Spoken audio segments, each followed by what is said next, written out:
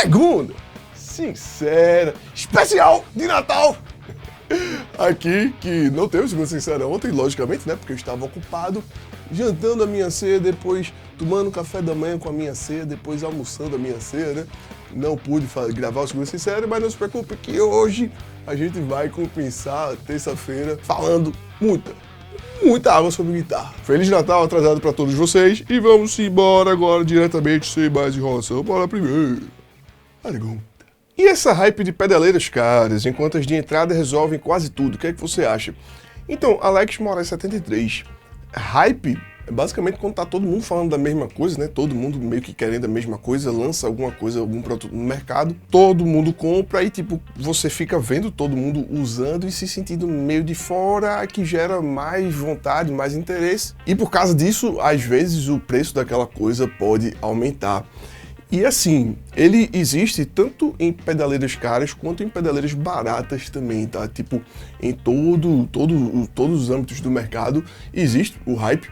Eu te dou um exemplo, quando eu comecei, tipo, a pedaleira para iniciante do hype era Zoom 505.2, de um jeito que não tinha uma segunda opção, tá? Você chegava em qualquer loja, dizia que era iniciante e tipo, era quase que um pacotinho, né? Você comprava uma guitarra e um Zoom 505.2, quando você podia, é claro. O que hoje em dia a gente pode dizer que é o Curvave, saca? Tem algumas outras opções também, até porque o mercado está muito maior, né? Tem muito mais coisa disponível, mas em todos os tipos de faixa de preço, né? Sempre existem os equipamentos que estão mais hypados, que estão mais falados em diferentes épocas até do ano, né? Tem ano que tipo começa o ano com hype no equipamento X, termina o ano, esse equipamento já foi esquecido em um equipamento Y. Isso inclusive é muito mais comum em equipamentos digitais, porque lança sempre muita coisa, né? Tipo, tá sempre lançando muita coisa, sempre prometendo que vai revolucionar o mercado. Tipo, sei lá, um dia desse eu vi um cara falando que Telecaster é uma guitarra hypada. Ela é hypada há 80 anos, né? Tipo, com equipamento analógico, com instrumento, é muito mais difícil esse tipo de coisa acontecer, porque, tipo, esse som já tá resolvido, né, dezenas e dezenas de anos atrás, saca? E aí, assim, quando você fala que as de entrada resolvem quase tudo, é complexo porque, de fato, tipo, hoje a gente tem equipamentos que tem som muito bom, um som incrível que você consegue entregar com equipamentos com custo-benefício absurdo, né? Como o exemplo do Curvave que eu citei aqui, mas que talvez você não perceba a diferença gritante que é um equipamento mais caro, porque de repente o que ele oferece não faz sentido para você, que seria muito mais segurança, muito mais estabilidade, tipo conexões muito mais interessantes, possibilidade de você fazer muito mais coisas ao mesmo tempo. Essas pedaleiras que são mais caras, elas têm uma capacidade de processamento muito maior, então você consegue montar situações muito mais complexas, saca? Que quando você, tipo, vai progredindo a sua carreira, você pode, ou não também, né, ir se interessando por esse tipo de coisa, que pedaleiras mais baratas, pedaleiras de entrada, não vão te oferecer, saca? Então, tipo, quando a gente fala de som de base, tipo, o som clássico de guitarra, um sonzinho limpo e uma distorção no meio de uma multidão, pra quem tá ouvindo, tipo, num PA gigante em volta de 10 mil pessoas, dificilmente você vai sentir uma diferença muito grande entre uma pedaleira caríssima e uma pedaleira de entrada. Se a gente for falar de som, essa diferença vai ser maior, principalmente em coisas que precisam de mais processamento, né? Efeitos, tipo reverbs complexos, coisas estéreo. Falando de som, isso vai pesar muito mais, tipo, mais possibilidades, né? Diferentes timbres, uma lista maior de amplificadores, uma lista maior de efeitos, saca? Só que a diferença maior, principal, é pro cara que tá no palco, tipo, por exemplo, viajando, se colocando em situações profissionais e que precisa ter uma confiança no equipamento com os melhores componentes, com os melhores jacks de entrada e saída.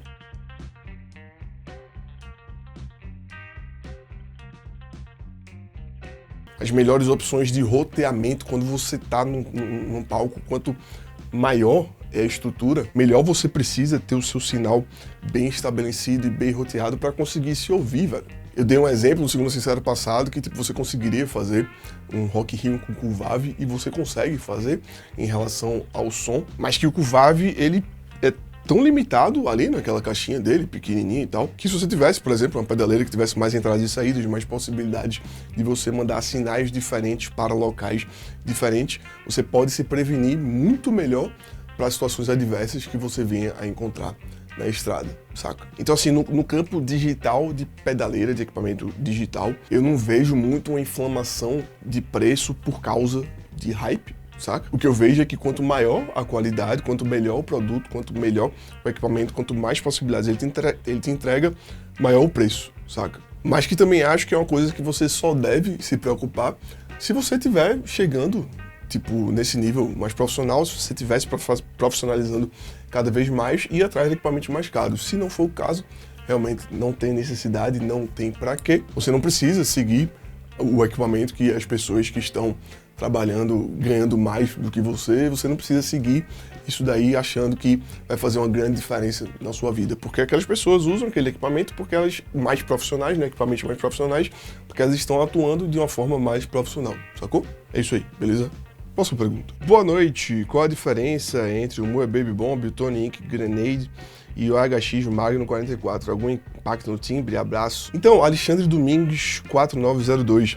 Todos esses que você citou são amplificadores de potência classe D. Classe D é uma classe digital que, com equipamentos extremamente pequenos, bem pequenininhos, você consegue ter muita potência, até você consegue empurrar muito volume e todos eles vão soar muito parecido, tá? Só que alguns deles vão ter algumas funçõezinhas a mais, tipo, sei lá, o Baby Bomb tem uma chave de brilho, saca? Para compensar uma possível perda de brilho, então se você precisar, tipo, se ouvir melhor, você aciona ela, porque vai cortar mais a mix, saca? O da Seymour Duncan, por exemplo, já é um pouco mais completo, já tem um equalizador, né? Para você timbrar o seu gabinete, o seu retorno, mais de acordo com o ambiente que você está. É uma coisa que eu sinto falta no Baby Bomb, e que por isso sempre coloco um equalizador para a saída que vai para o meu retorno, para poder compensar alguma coisa.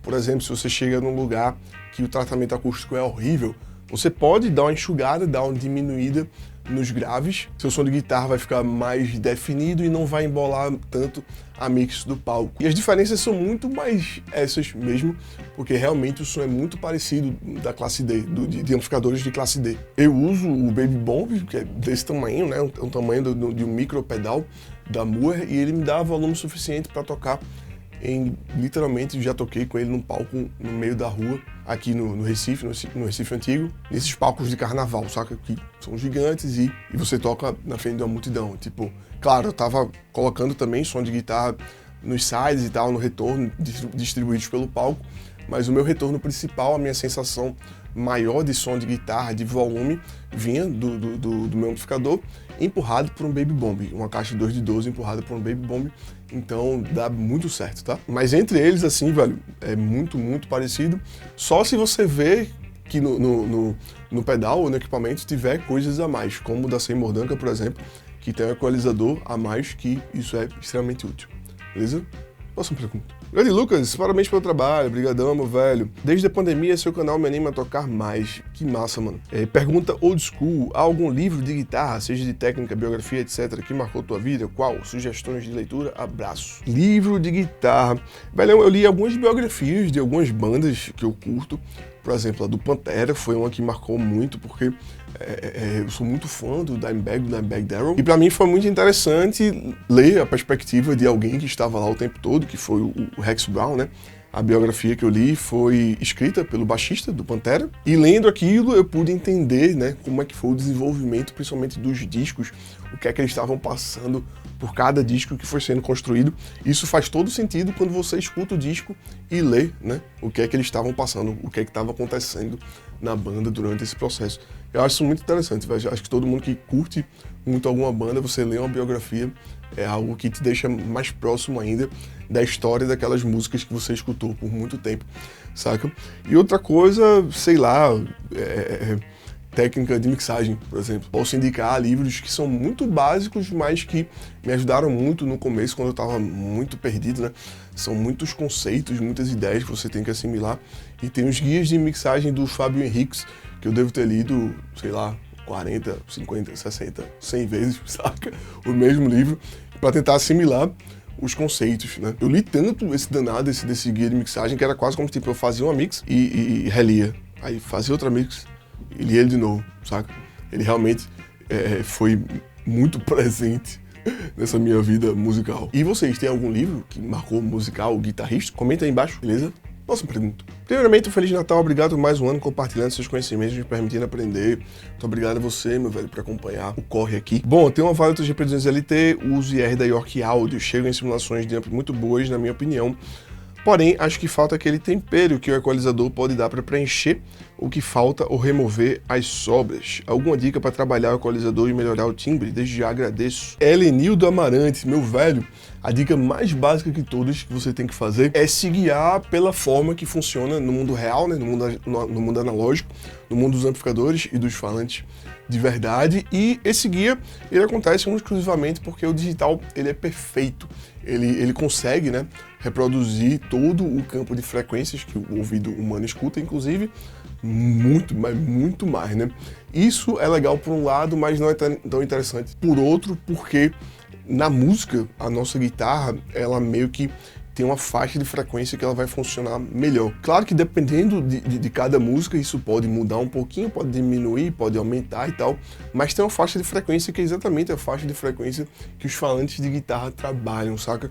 E mesmo você tendo impulsos responses de ótima qualidade, quando você passa pelo leitor de IR, pela sua pedaleira digital e tal, muita coisa vai terminar escapando, tá? Muita coisa vai terminar sobrando do que originalmente um falante de guitarra é fisicamente limitado em reproduzir, saca? E aí o que você precisa fazer inicialmente sempre é limitar igual um falante de guitarra ou tentar chegar mais perto dessa limitação de um falante de guitarra, o seu som de guitarra na sua pedaleira digital, saca? E o básico do básico são os cortes, né? Você cortar o bastante grave e cortar bastante agudo. Um falante de guitarra, ele reproduz, tipo, no máximo ali, né, 60 Hz. Eu costumo limitar em 80, 70, 80 Hz, saca? Os meus impulsos responses nas minhas pedaleiras digitais, nos meus equalizadores globais. E o agudo, eu costumo, tipo, tirar entre 7 e 8K ali, saca? Às vezes deixo um pouquinho mais de gordurinha, um pouquinho de sobra, se eu preciso de mais definição quando eu tô tocando alguma coisa muito pesada, muito grave, ou corto quando eu tô, tipo, tocando um som mais limpo, que não precisa de tanto aquele brilho, né?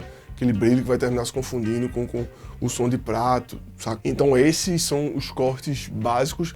E outras coisas que você pode fazer para melhorar ainda mais o seu som vai depender muito, tá? Do estilo que você está tocando, da banda que você vai estar tocando, quais instrumentos estão tocando na sua banda, ou onde você quer colocar a sua guitarra, tipo, sei lá, se você vai tocar junto com um teclado, você pode diminuir um pouquinho do grave da sua guitarra, você não precisa ocupar aquele mesmo espaço daquele pianão, saca? Você pode enxugar um pouco mais a sua guitarra e ela vai, consequentemente, poder ficar um pouco mais alta na mix, saca? Mesma coisa com baixo, né? Tipo, se o baixo é um cara que toca tipo de 5 cordas, tá tocando sempre em regiões muito graves, você não precisa também ocupar esse mesmo espaço de super graves. Até porque a gente tem entre 20 e 20K, 20 Hz sendo mais grave e 20 mil Hz sendo o mais agudo, uma faixa de frequência que você tem que encaixar todo mundo, saca? Então você tem que prestar muita atenção sempre na hora de fazer uma equalização final do seu instrumento de acordo de onde ele vai ser inserido. Se você está fazendo um vídeo para a internet, você pode deixar mais aberto, só fazendo esses cortes mesmo, que eu te falei, porque, tipo, só vai ter tua guitarra na mixagem, então ela pode ocupar, né, bastante espaço. Eu continuaria fazendo esses cortes, porque quando passa muito disso, a guitarra começa a soar ou muito embolada para o grave, ou muito irritante para os agudos, saca? Então, esses cortes eu faria sempre. Tipo, por exemplo, tirar entre 200 e 400 ali, se você tiver com o som um pouco embolado e tiver um tecladão na banda ocupando muito esse espaço de corpo, saca? Do corpo grave da música, pode dar uma cortadinha ali entre 200 e 400, 200 e 500, tipo, né? Fazer um equalizador assim. Do mesmo jeito que se o seu som tiver embolado, pode botar uma equalizada assim entre 2 e 5K, saca? Pra sua guitarra pular pra frente na mix. Se você quiser manter o corpo mais gravão, mas ainda assim tirar um pouquinho de médio grave, pode dar uma baixada no 500, saca? Sua guitarra vai ficar com aquele aspecto de som de guitarra mais thrash metal, né? Mas que pode ser interessante para que esse espaço seja ocupado por outras coisas na mix. Enfim, tem algumas coisas que você pode tentar fazer de acordo com a música que você está tocando, saca? Beleza? Isso aí. Próxima pergunta. Por que equipamentos com interface de áudio e pedaleiras não vêm com conexão Bluetooth ainda? Beto Niga. Eu acho que é muito o lance da compreensão de quem está produzindo, da finalidade que aquela pessoa vai usar aquele equipamento, saca? Tipo, a pessoa imagina que uma pedaleira vai servir para a pessoa, tipo, tocar com banda e ela não vai precisar de uma conexão Bluetooth para tocar com banda, não vai precisar, saca? E aí é meio que mais por isso, eu acredito que quem está produzindo não vê benefício. Esses tipos de conexões geralmente vêm em equipamentos mais simples, equipamentos de entrada, tipo loop de bateria, né, para você tocar junto e estudar, conexão Bluetooth para você botar um playback junto e tocar, de repente tirar uma música. Essas coisas vêm geralmente em equipamentos de iniciantes, que são pessoas que estão aprendendo a tocar e podem se beneficiar bastante de conexões Bluetooth, mas que, logicamente, né, qualquer equipamento pode salvar uma situação, um tipo de conexão dessa, mas que me parece que tanto conexão Bluetooth quanto, por exemplo, loop de bateria para estudo, não são coisas que são comuns em vir em equipamentos mais top de linha, mais caros. E essa foi a última pergunta do Segunda Sincera. Novamente, Feliz Natal para todos vocês e, na verdade, Feliz Ano Novo. Esse é o último Segunda Sincera do ano. A próxima segunda vai ser dia 1º, né? Então eu queria agradecer a todos vocês que me acompanharam esse ano. Foi muito massa, muito incrível. O próximo ano vai ser mais divertido ainda. A gente vai conversar muito mais água sobre guitarra. E é isso aí. Feliz Ano Novo para todos vocês. Muita paz, saúde e felicidades para todos.